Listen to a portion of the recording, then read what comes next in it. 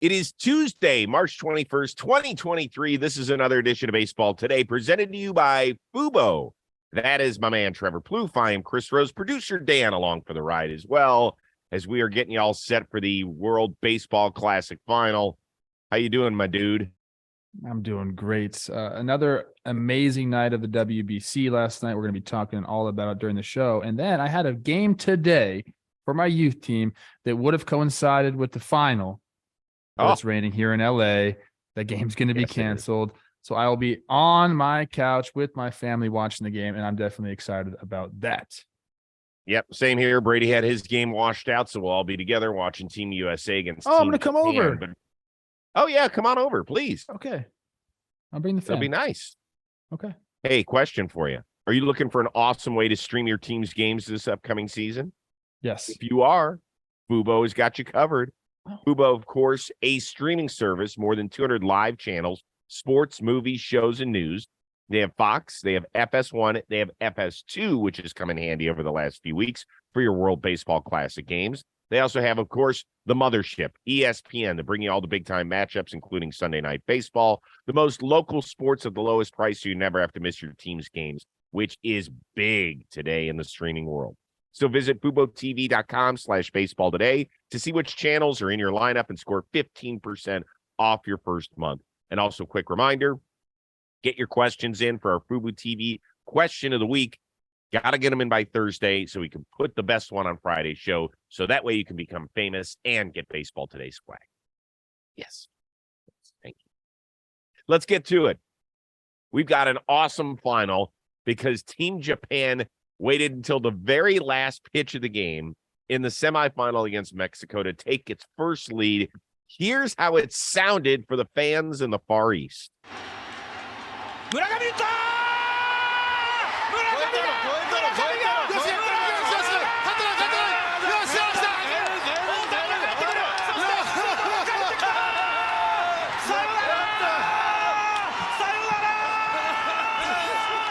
Oh, boy.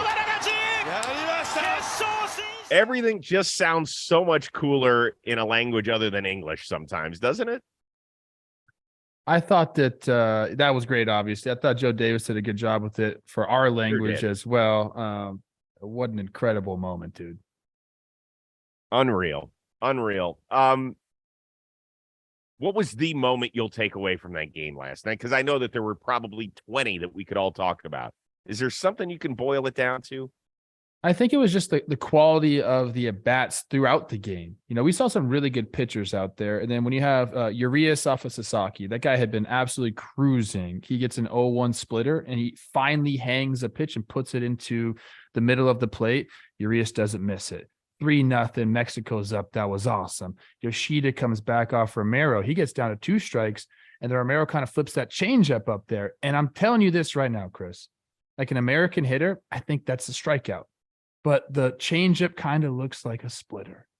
And what a Japanese player see a lot of splitters. Yoshi was a little out in front of that one, kept his hands through it. Another incredible at bat. And obviously, I like the Yamakawa too. I forgot about that at bat. Coming off the bench, ripping that high heater, kind of getting on top of it to cut that lead down to 1, because that's a big difference. Going into the bottom of the ninth down 1 or down 2, that's a completely different ball game.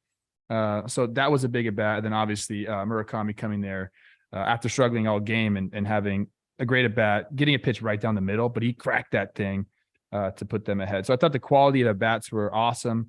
The pitchers were great, but these guys really just kind of locked in when they needed to, and it changed the game.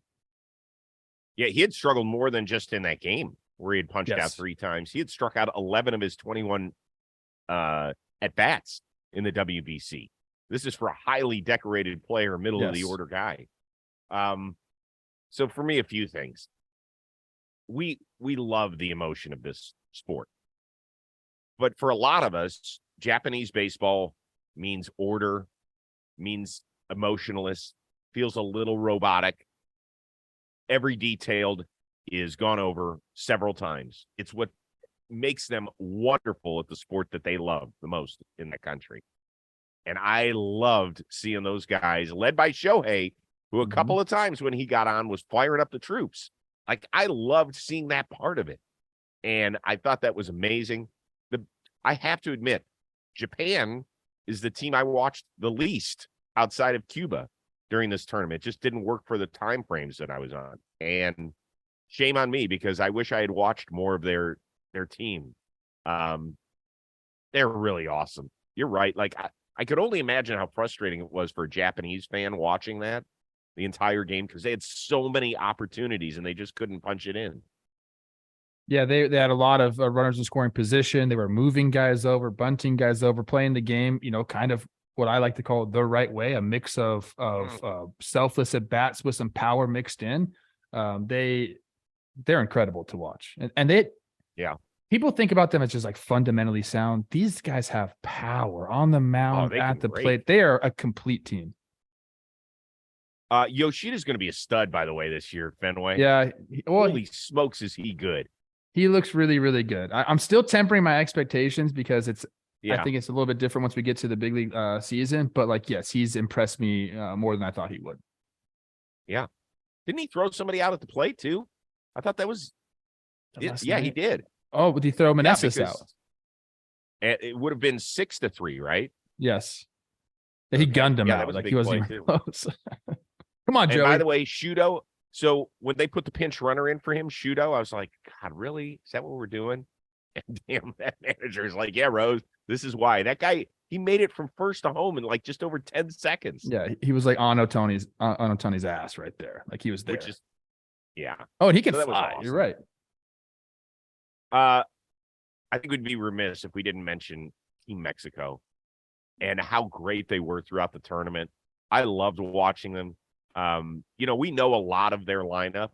There aren't stars in it. They're really solid players all over the board that you're going to see throughout Major League Baseball this season. They really were a fun team to watch. Sandoval was sensational. Incredible. I felt terribly for them at the end of the game. I was so happy they all came out and kind of tipped their caps at the end and got a standing ovation. They were great, and they got some cool ass uniforms. Dude, I mean, as a guy that grew up playing against Mexican ball players like my entire life, I knew this is a bunch of grinders there, dude. These guys know how to play the game. They're very good at baseball. They're very passionate about baseball. So none of that surprised me at all. Like they know how to play the game. So now it's Japan versus Team USA tonight at 7:00 Eastern. Teammates versus teammates in this one. Is it a great thing or is it sad? This will be the greatest team accomplishment for either Trout or Ohtani since Ohtani came over to the States. He did win a championship over in Japan in 2016. It is too early to rip on the Angels, Chris. You got to stop, man. Come on, dude. Well, hold on here. But this is, once again, everybody always thinks I rip on people. I am a facts guy. Is it a fact that this would be the greatest team accomplishment for either one of these guys? It's true. And it's been a blast. Like you mentioned, seeing Ohtani like kind of have that joyful exuberance, and the same with Trout. I mean, he's been leading the way for Team USA as well. I mean, just seeing these guys play with that emotion, you get it every once in a while during this year, the season with the Angels. But I think, this is just hyped up to the max right now. We need to see him in the playoffs. Will it be a travesty if it never happens? Yes. Is it a possibility this year? I think so. Like we saw Patrick Sandoval kind of do his thing, and he's going to be in that rotation that we were always talking about. I hope it happens at the big league level. What I think will be peak is if we see Ohtani versus Trout at the end of this game. I mean, we like as a baseball world, we need to see that happen. And let me ask you this question. If that happens, who do you think has the advantage? I think Shohei does. Me too. Well, any pitcher does, right? Yeah. I think if you haven't seen his stuff, well, you know what? I wonder if he's hit against him in a backfield or something. Probably has. Maybe. I mean, if he has, it's been a few times. It's been a few times and not in a situation like this. So we say Ohtani's got the advantage, but we're talking about Mike freaking Trout at the plate. We need to see this happen, Chris. Yeah.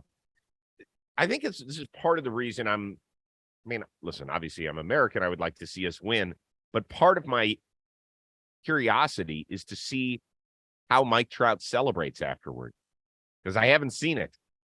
Guy's never won a playoff series. He did have a year where they were awesome in 2014. I think they were the number 1 seed going into that tournament that year. But I haven't seen him celebrate anything ever. I'd like to see it. Me and Mike Trout, huh? Quite frequently, you two are mentioned in the same breath. Yeah, you know. Why does he have hoity-toity friends who have 25,000 square foot mansions in Deer Valley? I think he has that in Deer Valley. I was going to say, if he wanted to. Hey, you know who was there? He might have. Off subject. Johnny Damon was also there at the same time. I didn't see him, but that was the talk. You mean he was in Deer Valley? Yes. Did you check out his Instagram? No, one of the guys told me. One of the guys that worked there told me. Found out I played baseball. He relayed it. Why are we talking about this right now? Because you brought it up. Oh, my bad. I guess to answer my own question, it is a little sad that this could be the pinnacle for Trout. As I said, Ohtani won something in 2016 in Japan, but he hasn't. Do you know that since he came over here, he's played 5 seasons now. They have finished 4th 4 times. And last year they made it all the way to 3rd, even though they only had 73 wins. It's too early. Stop doing this right now. Let's focus on what we have in front of us, which is a chance to see 2 of the greatest players of all time face off for their countries in a final. We need to see it. Will you be disappointed if Shohei does not pitch? A little bit. And I'm not saying that, I understand that he, has to think about a season coming up. But because they keep they don't say no. They're not saying he's not going to pitch. They say there's a chance he's going to pitch. It would be in relief. It would be at the end of the game. I'd be a little bit disappointed. Wouldn't you? What if the game is 9-4 and Trout comes up? Do you still want to see him pitch against him, or only in a situation where it's meaningful? I'd rather see a meaningful situation, but I would just love to see the matchup. I mean, anyone that follows baseball, it doesn't matter the score. You'd want to see that matchup. I know the intensity would be a little bit different, but you're still seeing these guys in what might be the first time of many times they face each other. But it'd be awesome to see it be Japan and against US. Yeah. All right, so here we go. It's Merrill Kelly, not against Yu Darvish. He's going to piggyback here. They're going to throw a lefty instead out of the gate. What are you most looking forward to tonight? All right. When I watch baseball games, I think I probably watch them a little bit different than most people. I want to see who the unsung hero is going to be. Last night during the Mexico-Japan game, Austin Barnes behind the plate made so many impressive blocks to save runs. We had a lot of runners in scoring position for Japan. He was down there doing his thing. I want to see who the unsung hero will be in this game. We saw Japan bunt runners over, have really selfless at bats. Will the U.S. do that? Will we see Tim Anderson drop a bunt down, or somebody else do that? Will someone, just move a runner over to put someone in scoring position? Will someone make a great defensive play, a heady defensive play that will alter the course of the game? Those are the things that I really like to see, and those kind of are the unsung heroes. But I want to see something like that happen. I'm very curious. If something is going to happen like that, and I'm curious to see who it's going to be. For some reason in my mind, I keep thinking about Tim Anderson having an incredible game tonight at second base. Well, he's had a good tournament. He's been fun. But if they say on the broadcast one more time that Mark DeRosa has been so impressed with Tim Anderson, what they ought to bring up is the clip of D-Row when he was killing him when he chucked the bat against the Royals. Bring that back from MLB Central. Play that and ask him what's changed. Make it a layer deeper, if you don't mind. Okay. Well, that's what I'd ask D-Row. I had him on before he got to know Tim Anderson on the Rose rotation. I'd love to know what changed for him. Hey, man, you get to really know a guy and see what he's all about. It changes things. I'm with you. Yeah. I'm with you. Exactly. But I want to hear what it was. So Darvish is not going to start, which is a little disappointing for me, but we will be seeing him. And I think he's going to play a prominent role. He, of course, was there in 2009 when Japan won its 2nd consecutive WBC crown. I wonder how important this is to him. He's had an outstanding major league career, I think. And if you look at his playoff numbers, if you just look at the numbers across the board, you'll be like, it's just been a so-so postseason career. That's not true. He's actually worked into the sixth in 7 of his 11 playoff starts. He's allowed 2 earned runs or less in 7 of those starts. On the biggest stage in the World Series in 2017, he pitched less than 4 innings in his 2 starts against the Astros and got lit up for 8 earned. And I wonder if this is like his true World Series. So I'll kind of be watching that. A lot of guys, some guys there have great numbers against him. Arenado, Schwarber's hit a couple bombs. Trey Turner's hitting like 350 against him. Goldschmidt has a couple of homers, but I think he's also struck out 13 times in 31 ABs against him. So there's a lot of data on these matchups. So I'll be really tuned into that. That's another good point. I'm curious to see how DeRosa is going to like utilize the bullpen. He's kind of got like everyone ready to go, got everyone at his disposal. So I like to see how managers navigate in a game like this where you're typically not going to have your starter go more than 3 or 4 innings. I mean, I think if he gets 3 out of Kelly, he'll be ecstatic. And then how do you navigate the rest of the game? Yeah. I mean, Kyle Freeland's the next long guy. Well, Brady Singer's around too. He was up the other night. So he does have some options there. I can tell you who I don't think's getting in the game, unfortunately. Who's that? Daniel Bard. Oh, stop. He might. Well, you don't know that. You really think he could hand him the baseball after those 2 appearances? I think if it comes down to it and you need someone, you can. I mean, these guys are very good players. You're not going to judge them by 1 outing. That's what I think. Do you think if he has anybody else available, he would go to Daniel Bard? I don't know. Depends on the matchup, I guess. I know what you're saying, Chris. I get it. Like there's not a lot of trust. And especially right now, these guys have been telling DeRosa, look, you don't have to worry about hurting anybody's feelings. Treat this like a World Series game. And this is the final. So I understand that. I'm just saying I wouldn't give up on a guy because of 1 bad outing. But in this game in particular, there's other guys I would use in front of him. Yes. Right. And I feel terribly about it because he's resurrected his career out in Colorado. Yeah. I mean, he was done in Boston. Couldn't find home plate and found it, got a nice extension for himself. We're all rooting for him, but it's like, man, tough to watch right now. Okay. You want to give a winner now or at the end of the show? Well, I think we're kind of done talking about the WBC, especially this final. So let's go now. I think this lineup is too much. I think the USA offensive lineup is too much. I think they're going to go. I told you Mike Trout got that. He's had a really good tournament, but I think that swing to right got him locked in. I think he's going to have a big moment. I think that lineup is just too much for Japan to overcome. I think the U.S. ends up winning this game. Okay, I've got 7-5. Team USA is the winner. And okay. I think that Goldie's going to get some sort of huge hit today. Okay. I mean, look, this is going to be a classic. And I hope so, because every single time, like, man, this tournament can't continue to be as good as it's been. Right. And it just keeps getting better and better. So I hope, Chris, we have a climax. Me and you together on that couch and we see this tournament climax together. You know what I'm saying? Okay. I know we're close and everything, but, let's. Talking baseball here. I'm talking baseball. No, this is baseball today. Okay. Oh, you're talking baseball and baseball. Braves with a couple of moves. They sent down Vaughn Grissom and Braden Shoemake. So it sounds like Orlando Arcia will be their opening day shortstop against the Washington Nationals. Is that good enough for you? I think so to start the year. I'm a fan of his. I know that, he doesn't have the shiny offensive numbers and some of the defensive stuff doesn't work, but I think you put him on the field, you're okay with it, especially when you're surrounding him with what the Braves have out there. It's definitely kind of a shock. I thought Vaughn Grissom was kind of in the lead to do it. Shoemake is kind of a glove first guy that's had a really nice offensive spring.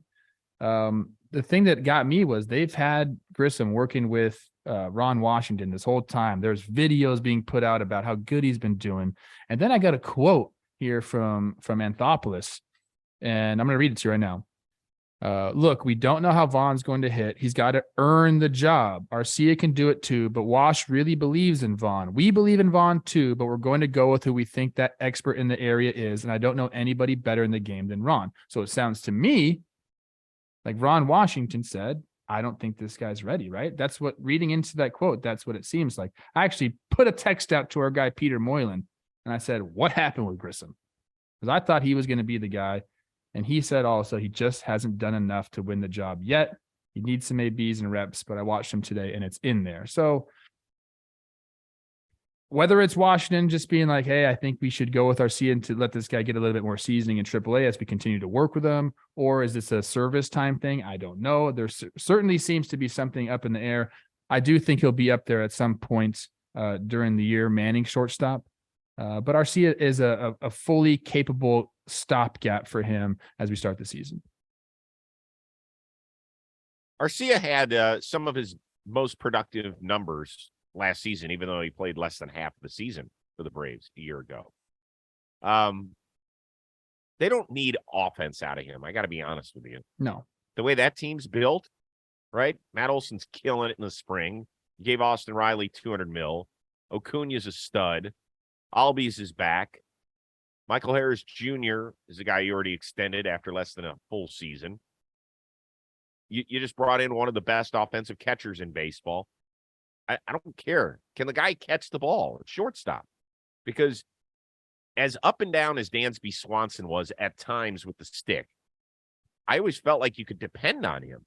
I think he might have gone into some defensive slumps here or there, but he worked himself all the way to becoming a Gold Glover a year ago. That was huge.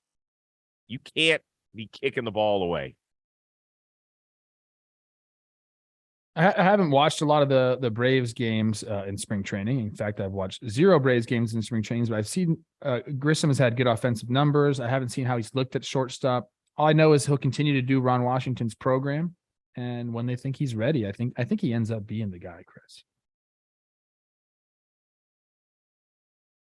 We'll see. Listen, here's the other thing.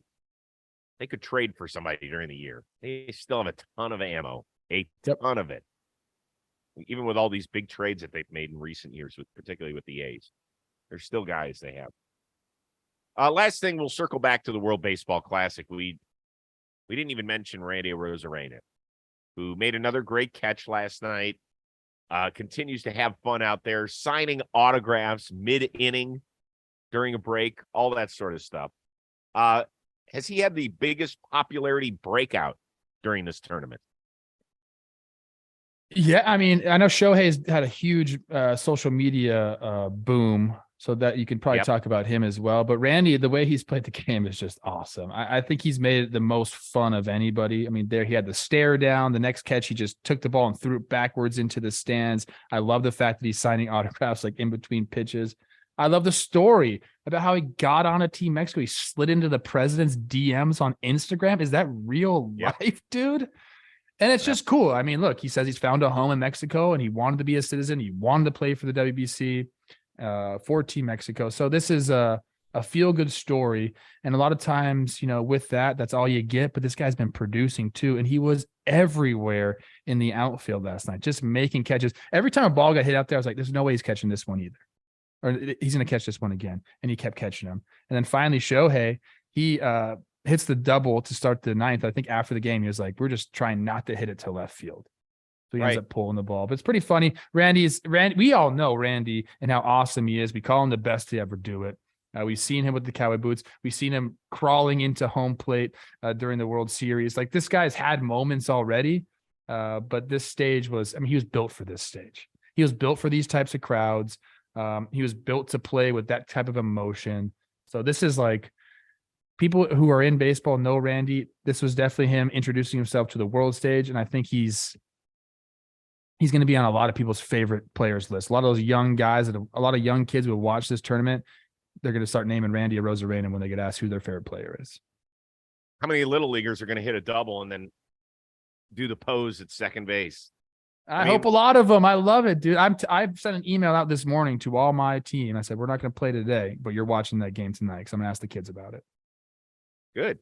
Little homework assignment. That way, Coach Trev. Yeah. Yeah, I mean, we saw Shohei and Arozarena pose together in a photo.